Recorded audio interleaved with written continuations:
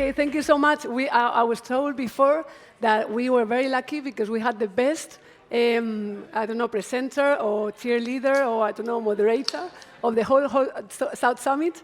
So we're really, really happy to have this honor. So thank you so much for joining us in this afternoon. We're going to talk about something really, really interesting.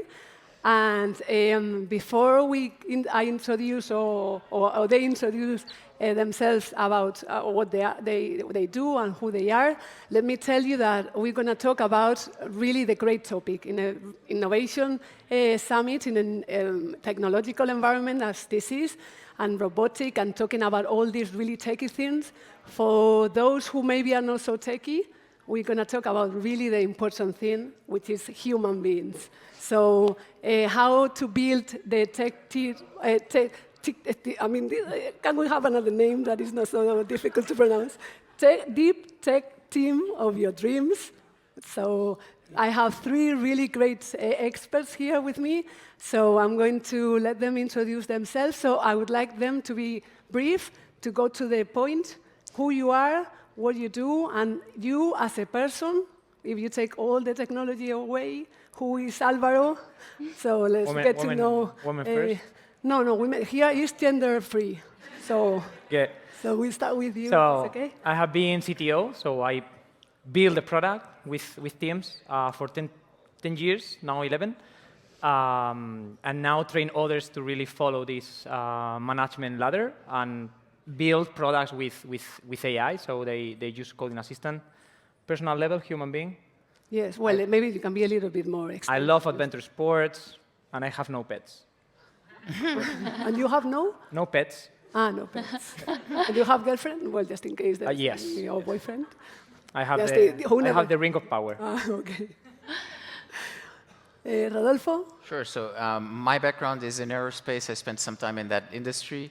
I've also spent some time doing non-technology sales and operations for a family business, and I've been at Armilar Venture Partners for the past 5 years. We invest in Deeptech, B2B software startups, early stage.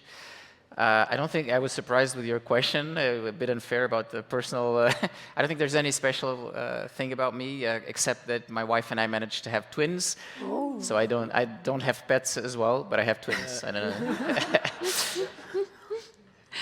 Hi, my name is Ilyana Montauk, and I'm the co-founder and CEO of Manara, which means lighthouse in Arabic, and we run the largest computer science community in the Middle East and North Africa. And it was born out of time that I spent living in Gaza and discovering how much talent there was there and in the region. My co-founder is from Gaza, and she's really the most amazing person at the startup. I'm just number 2. And I'm based in Silicon Valley. We're a Y Combinator-funded startup with amazing investors, including Reid Hoffman, the founder of LinkedIn. And a personal thing is that I once rode my bicycle for 1,000 kilometers. Okay, really good. Now you can also give little things about yourself during the thing also to get. Let's make this like a group of friends talking and discussing and like exchanging knowledge. I'll be friends with Rodolfo, but not Alvaro. Just kidding. Okay, so let me first, if it's okay, ask the audience to see to see or adapt maybe the level of the knowledge or even the language to you. Let me ask you what kind of human and audience we have here. So, for example, like people working in technology or anything to do with technology. But no, but you are a speaker. Okay. You are the expert. It's to help. Okay, so people more on corporates, working on business. We have, I think, is there a doctor in the room? Okay, and students of anything, just students, and any other human that it hasn't been in any of those segments. Startups. Okay, okay. So more or less, you know, I think it's good that maybe we can adapt to them also. So let me. The idea is I will ask some questions to them, particularly to each of them, and then we will have an open discussion. So and then if there's some time, we maybe can offer the audience to say any or share anything or ask any question, if it's okay. Okay. So now I will start with Ileana. Ileana, and very impressive. She did a very short bio, but she has a really long bio, really impressive CV and trajectory. And I wanted to ask you, let me go to you here. You have been working with women very much and increasing the participation of women in anything to do with technology. And what advice would you give to companies or to organizations in general to really help to break this gender breach? That everybody, and also with the technology, all these bias that we're talking about, that the technology is already biased with gender, how can we just address that and overcome this bias? Sure. So I think, first of all, the question is why, and then how, right? And the why, people will often cite the evidence around companies that have inclusive teams, diverse teams, especially at the leadership level, but throughout the company, they just perform better. But I also think the other reason why is just to have access to more talent. The hardest thing whenever you're building a company is accessing the talented people that you need. And the minute that you double the size of your talent pool and create a talent pool that's going to bring in their friends and their acquaintances, then the more successful you're going to be, right? So it's for business reasons. In terms of how to answer your question, I think the two key things, number one, is look beyond your market. Because yes, in certain countries, there's a very low representation of women in tech. But that's not the case around the world, and that's actually what inspired me to end up working in the Middle East and North Africa. When I worked there and I would talk to women about this breaking the barriers and the stigma, the answer I always got was, what barriers, what stigma? We know that we're better at math and computer science. Our moms are physics teachers and math professors and scientists, right? So there are countries where women are already very well represented. So when people tell me in Europe, oh, only 15% of technologists are women, I say, just look outside of your country. You live so close to the Middle East and North Africa and to India and Romania. These are the countries that have a high percentage of women. And you can attract that talent pool, whether remotely, at a lower cost, or through relocation, because Europe makes it super easy for visas. We even have Monada alumni who live here in Madrid and work for Amazon and other companies here. So that's number one, is go outside of your immediate zone. And number two is redesign your hiring process. It's not because you're trying to adapt for a specific community that may not be successful in your existing hiring process. It's because it will actually make your existing filtering process better across the board. The ones that companies often have are like a coding test, and then a culture fit interview or a whiteboard interview for hiring software engineers. And that doesn't work, period. It doesn't work for finding the good men either. But it'll especially make the women drop out of the process. So instead, try to give people actual work experiences, especially if you're at an early stage startup. Some of you raised your hand saying that you're at a startup. You want to just experience their work. At Monada, one of our best hires was somebody that we brought on as an intern, and she has had higher retention and promotions than any of the supposedly senior engineers that we hired, and has contributed way more to the team. Okay. Well, I have many questions already, but or what you have already said, but I will leave it for later. I will go with you, Alvaro, now. You've been working as a CTO for many years now, before doing what you're doing now. And during all those years, what are the key strategies to identify and attract and recruit talents and lead these kind of key teams? I was discussing yesterday with that guys there that I try to look for this kind of DNA that is related to what I look in the teams, what I like from the people.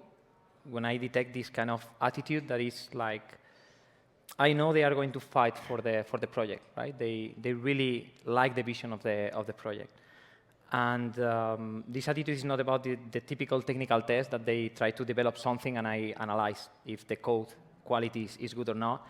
It's more about how they think, how they operate, how they use their free time. Because if I see that they really do technology out of their working time, it's because they have something different, really. They are passionate about that, right? If they attend meetings, they come to this South Summit, for example, to learn about business, this is what I look in these tech teams. And I know that the audience today is not so techy.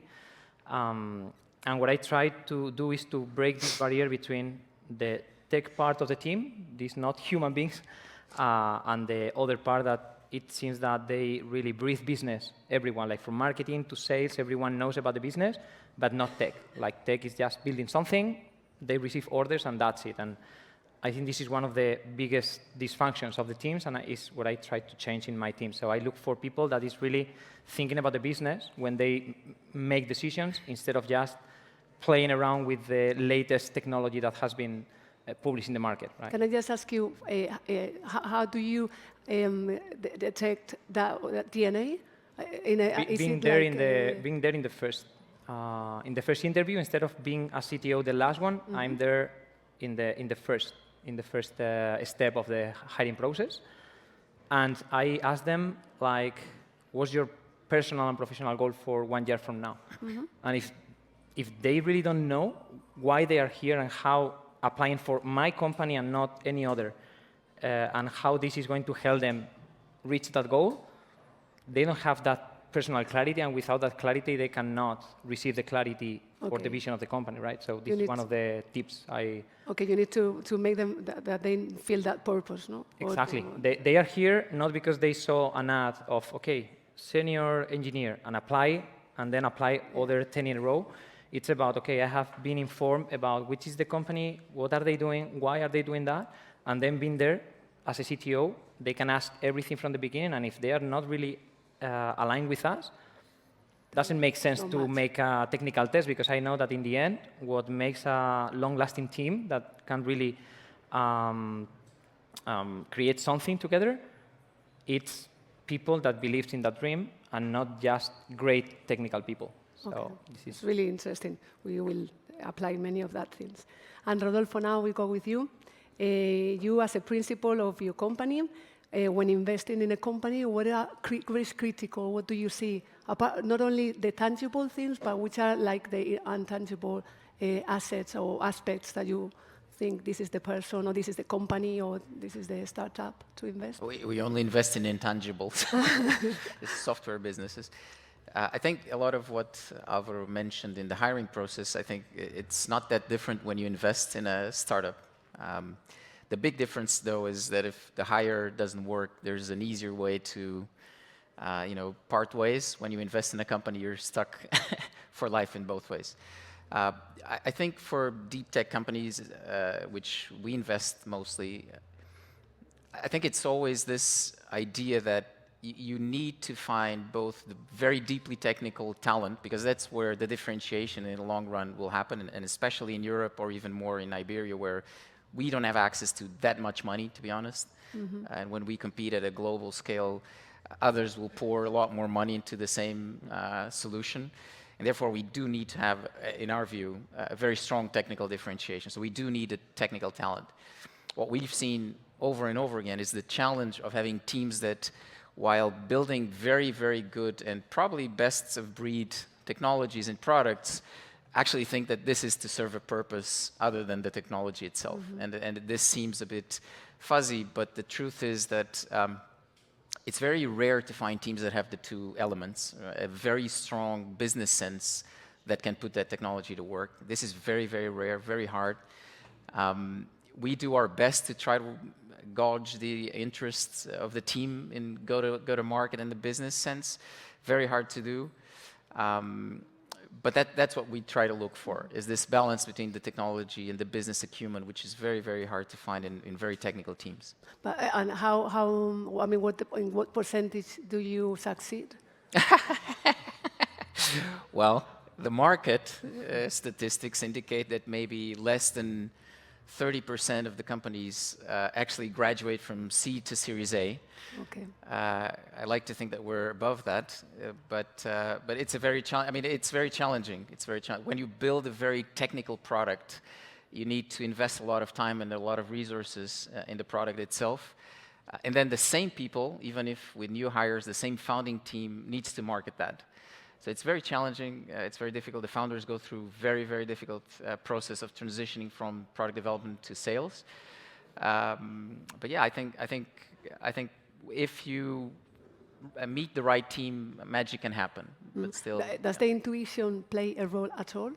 in our choice of Yes. Oh yeah, of course, absolutely. It's something. It's yeah. I mean. I think the venture capital industry is going through a huge transformation in AI and data-driven ourselves as well. We're probably going to, a lot of us are going to out of a job, or at least a huge part of what we do is going out of a job. But I think as long as the human element is there, the gut feeling is there, the chemistry between people is there, it'll still play a huge part on the decision. Fortunately or unfortunately. Thank God that we still have a role to play. So now, thank you so much for these personal questions. Let's move on to the more ones open for discussion. So here, everybody can just answer. I will just ask you, for the sake of all of you, to be brief, and maybe some of you can complement or whatever, or challenge, or whatever you think. So let's go with the first one, talking about leadership challenges in this world, in this deep tech area. I mean, which are the main ones, and how do you do to overcome those challenges in leadership? Maybe.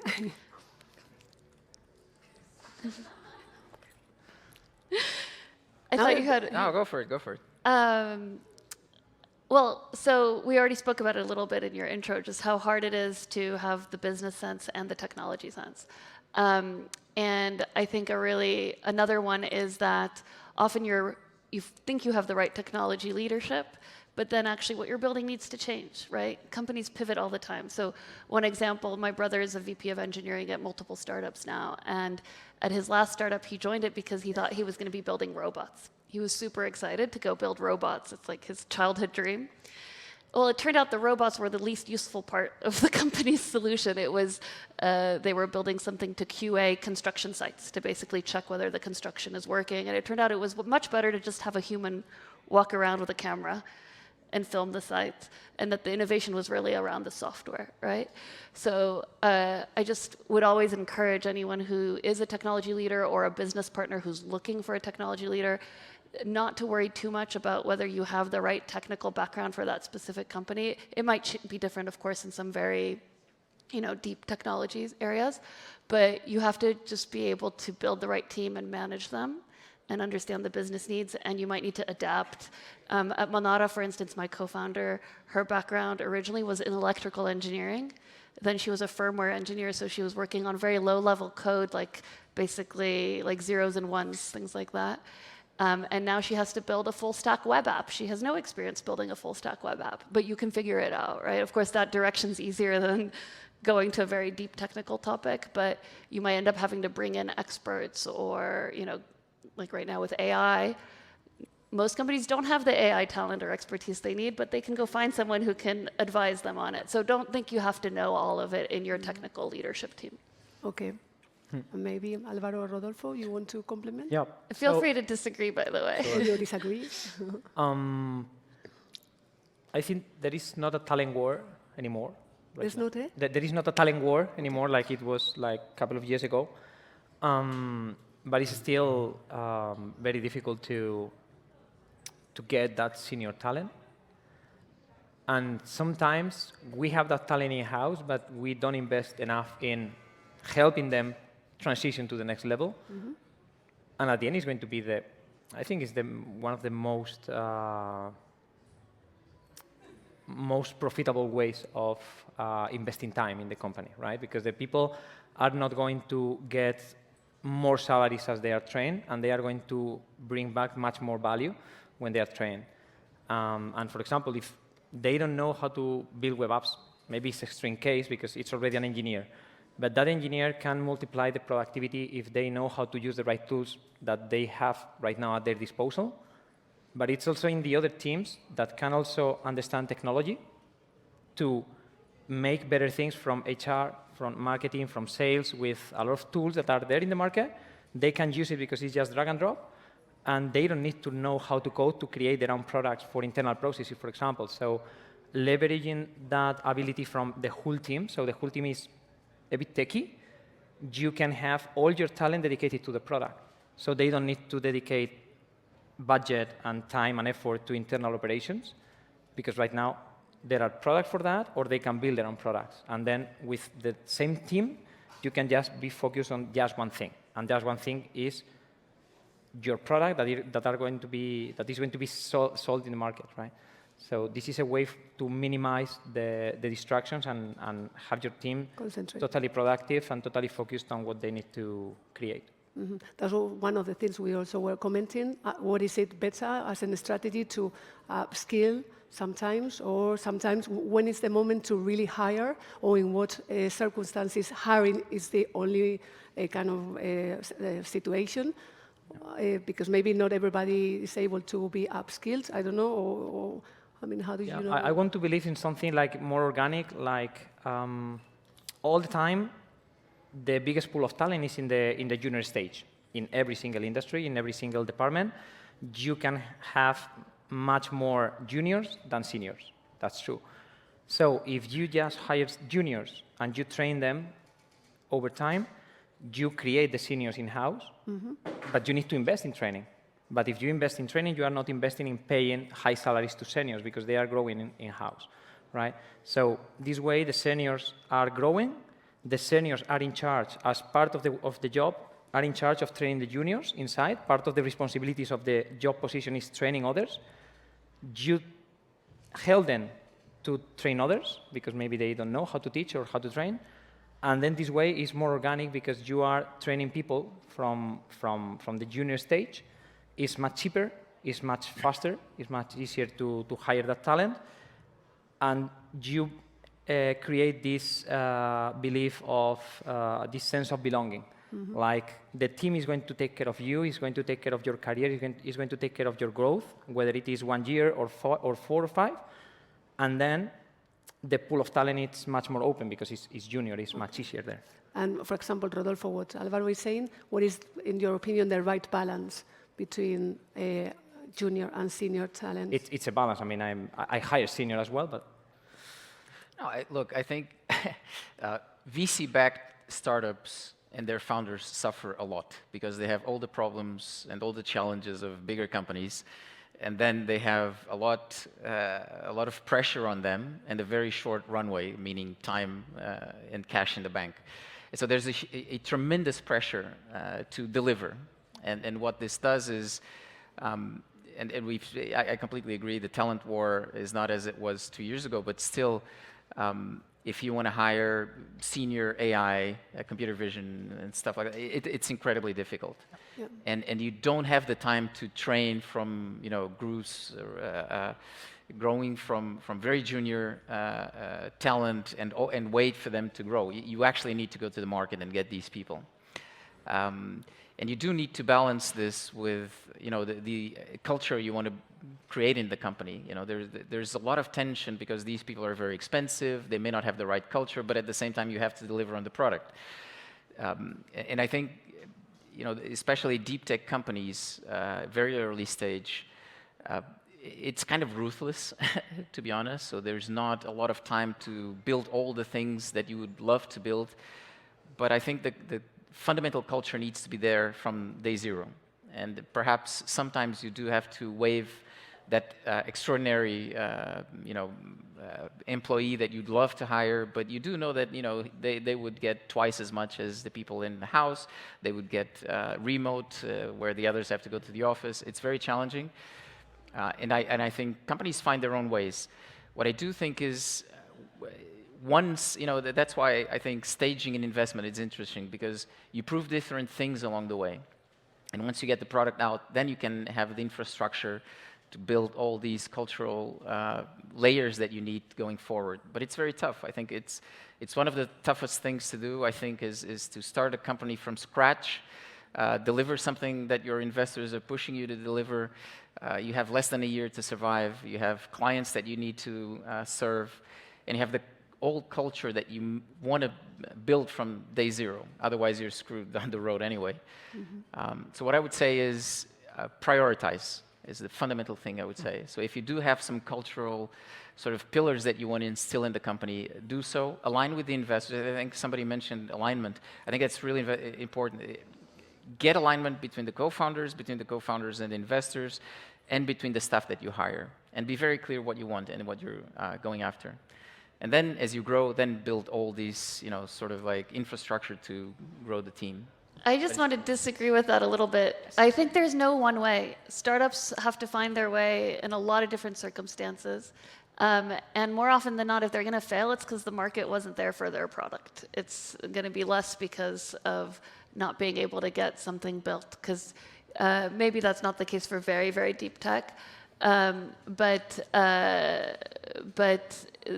I've seen startups be successful where they go and start off initially to validate their idea with a CTO, a fractional CTO that they hire through some company, and then they complement that with some junior engineers who are super hungry and high growth.